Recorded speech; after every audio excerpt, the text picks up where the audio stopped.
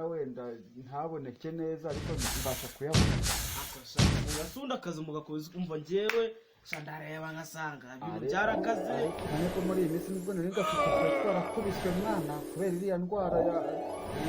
ya covid shaka ndwara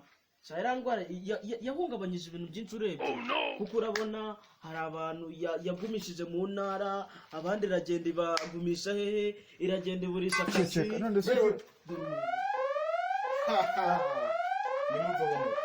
urababona kubera iki se umuri yandagaza mukicara gutya nanagapfukamunwa ni mutanatupfukamunwa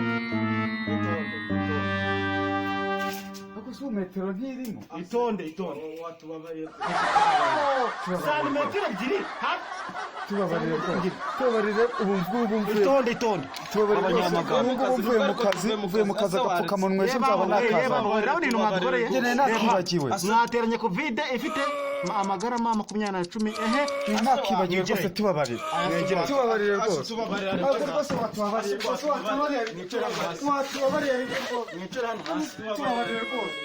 tubabarire icyo nzaza nkazanye agapfukamunwa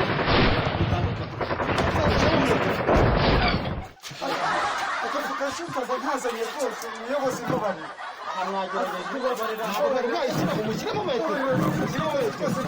rwose agapfukamunwa ejo nzaza nkazanye uzaza ukaze ejo rwose nzaza nkazanye rwose itonde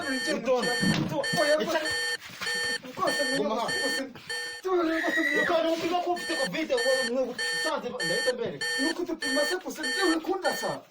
nuko ntabwo nkurase yewe baba we